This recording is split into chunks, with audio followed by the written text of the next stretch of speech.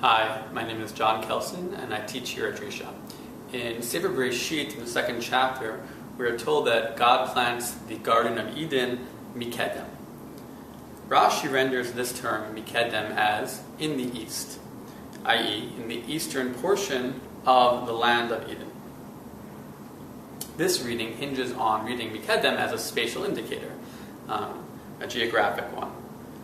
Targum Onkelos, however, seems to understand the term differently. For Onkelos, it seems that the term mikedem is a temporal indicator. Therefore, he translates mikedem as milakadmin, i.e., earlier, or more dramatically, as Nachum Sarna puts it, in primeval times.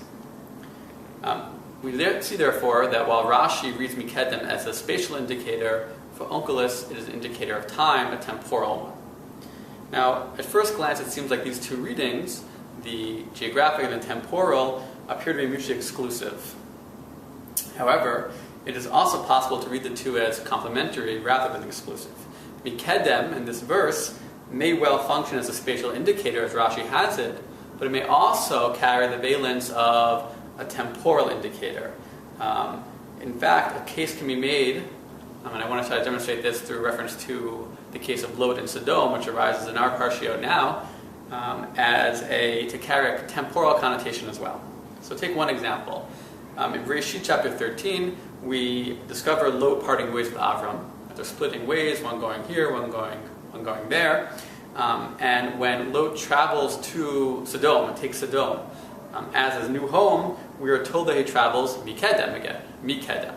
Now there, although Rashi there does offer a spatial rendering as well, there is a problem with reading the word mikedem as purely spatial, because really it should have said kedma, to the east, right, rather than from the east. Mikedem, given the location of where Avram and Lot were before Lot traveled to Sodom, right? He actually traveled to the east, not from the east, to get to Sodom.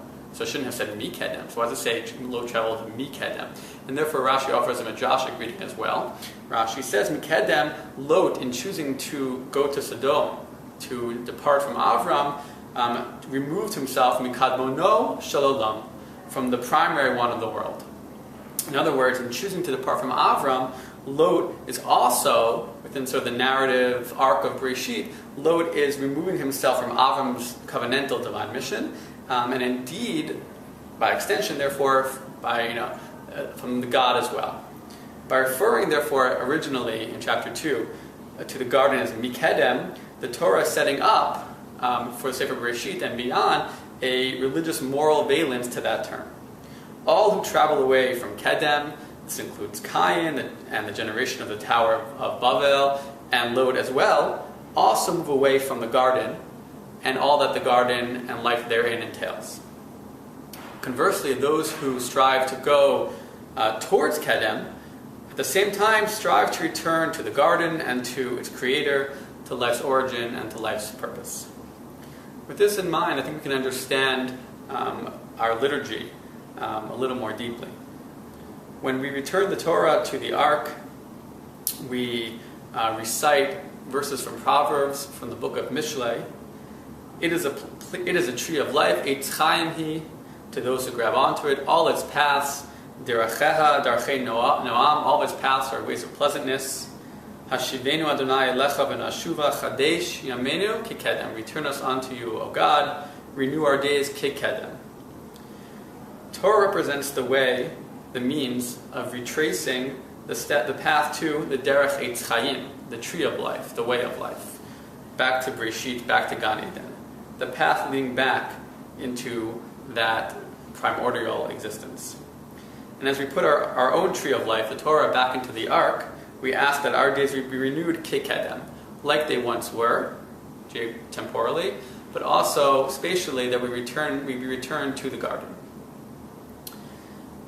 What exactly it is about life in Gan Eden that we seek through Torah to re-encounter, to rejuvenate, and to re-inhabit is a question which I leave to you to discuss at your Shabbat tables. Shabbat Shalom.